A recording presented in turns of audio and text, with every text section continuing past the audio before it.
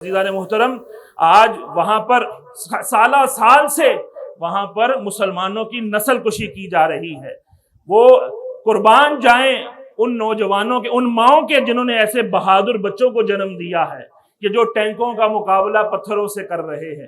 عزیزان محترم، خون کی ہولی کھیلی جا رہی ہے اور ہمارے جو حکمران ہیں وہ غفلت کی نیند سوئے ہوئے ہیں، وہ یہودیوں کے جو ہے کاسا لیس بنے ہوئے ہیں۔ عزیزان محترم، آج امت مسلمہ پر جہاد فرض ہے، لیکن اس کی ایک کیٹیگریز ہیں، علماء نے، فقہاء نے بیان کی ہے کہ اس کے جہاں پر کفار ہلہ بول دیں، اس کے پاس جو بھی اسلامی ملک ہے اس پر جہاد فرض ہے، اس کی فوج پر۔ اگر فوج نہ کر سکے تو ان کی عوام، وہ نہ کر سکے تو پھر اگلا جو اسلامی ملک ہے ان کی فوج، پھر وہ نہ کر سکے تو ان کی عوام، وہ عاجز آ جائیں تو پھر ان کے ساتھ کا جو اسلام، اس طرح سے یہ فرض جو ہے یہ آگے جو ہے شفٹ ہوتا ہے۔ تو عزیزان محترم، ہم یہاں پر جو ہے وہ ایک سوئی نہیں لے جا سکتے، وہاں پر بغیر ویزے کے کہیں نہیں جایا جا سکتا، اور اس طرح سے جو ہے قانونی طور پر اس کی اجازت بھی نہیں ہے۔ اللہ ان کو غیرت ایمانی عطا کرے، لیکن ہم کر کیا سکتے ہیں؟ ہمیں چاہیے کہ ان کے لیے دعائیں کریں۔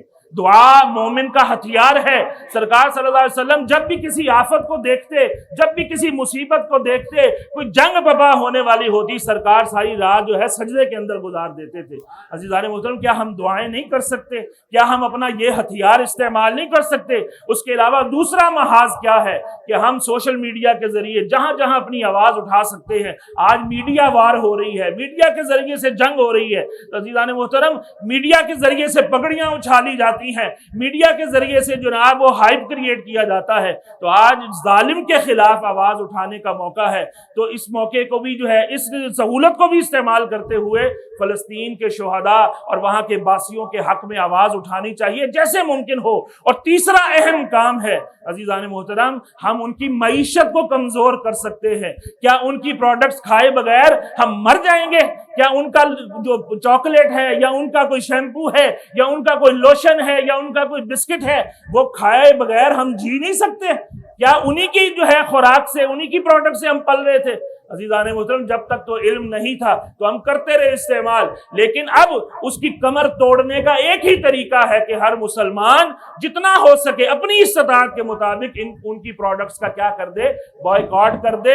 ہم کہتے ہیں کہ میرے کرنے سے کیا ہوگا، بہت کچھ ہو جائے گا۔ اس کے نظارے پوری دنیا میں نظر آ رہے ہیں کہ ان کے جناب ان کی فرنچائزز جو ہیں، ان کی چینز کی بند ہو رہی ہیں، ان کی معیشت کو دھچکا لگ رہا ہے۔ تو آپ غور کیجئے کہ آپ کوئی بھی چیز ان کی خرید کر کھاتے ہیں تو آپ کے پیسوں سے گولیاں خریدی جاتی ہیں، بارود جو ہیں ان بچوں پر برسائے جاتے ہیں، ان نوزائیدہ بچوں پر، شیرخوار بچوں پر، ان کی بیٹیوں کو، ان کے جوانوں کو، ان کی ماؤں کو، ان کے باپوں کو شہید کیا جا رہا ہے۔ انہیں نقل مکانی کا کہا جاتا ہے۔ جب وہ نقل مکانی کرتے ہیں تب بھی ان کے اوپر بم برسائے جاتے ہیں۔ کیوں؟ کہ وہ مسلمانوں کو انسان نہیں سمجھتے، حیوان سمجھتے ہیں، انہیں جینے کا حق نہیں دیتے۔ تو عزیزان محترم، ہم مستیوں میں ہیں، ہم میچوں کو دیکھ رہے ہیں، ہم جناب خوش گپیوں میں ہیں، ہمارے حلق سے کیسے لقمے نیچے اترتے ہیں؟ کیا ہم دعائیں کرتے ہیں؟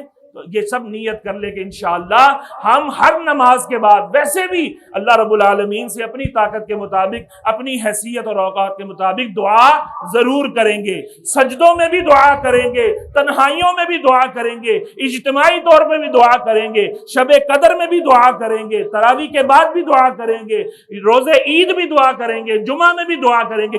کریں گے انشاءاللہ۔ اس کے علاوہ ہم ان کی پروڈکٹس کا کیا کریں گے؟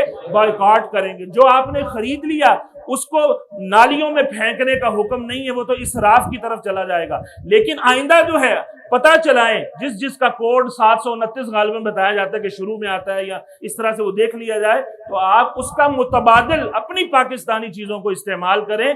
کچھ نہیں ہوگا، موت نہیں آئی، ہو سکتا ہے یہی عمل ہماری بخشش اور نجات کا ذریعہ بن جائے۔ اللہ تبارک و تعالیٰ سے دعا ہے کہ ہماری یہ ادنا سی کوشش، ٹوٹی پھوٹی کوشش اللہ اپنی بارگاہ میں قبول فرمائے، اور ہمارے فلسطینی، کشمیری اور دیگر بھی جو مسلمان جہاں مظلوم ہیں ان کا اللہ غموں کا مداوع فرمائے۔